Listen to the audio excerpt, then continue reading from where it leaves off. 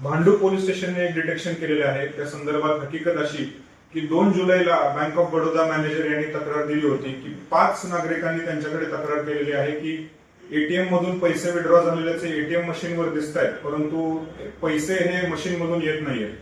त्या संदर्भात तपास केल्यानंतर सीसीटीव्ही फुटेजची पाहणी केली असता भांडूप पोलीस स्टेशनच्या तपास पथकाला असे आढळून आले की आरोपी हे नागरिक येण्याच्या आधी एटीएम मशीन मध्ये पट्टी लावून ठेवलेली होती व नागरिकांना मेसेज आल्यानंतर जेव्हा पैसे मिळत नव्हते, नागरिक ते गेल्यानंतर सदर आरोपी हे एटीएम मशीनच्या तिथे येऊन अडकलेले पैसे हे चोरून घेऊन जात होते।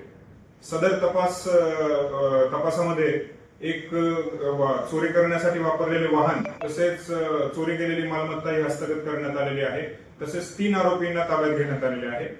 या डिटेक्शनचे काम हे एपीआय शिवाजी मधने police constable Deepak Lahane, police constable Jayawant More, police constable Shrikant Mali आणि त्यांच्या पथकाने केलेले आहे। नागरिकांना आवाहन करण्यात येत आहे की अशी घटना घडत असेल की एटीएम मधून पैसे डेबिट झाल्याचा मेसेज येत आहे परंतु पैसे आलेले नाहीत, अशी घटना घडल्यास तात्काळ जवळच्या पोलीस ठाण्यात संपर्क साधावा।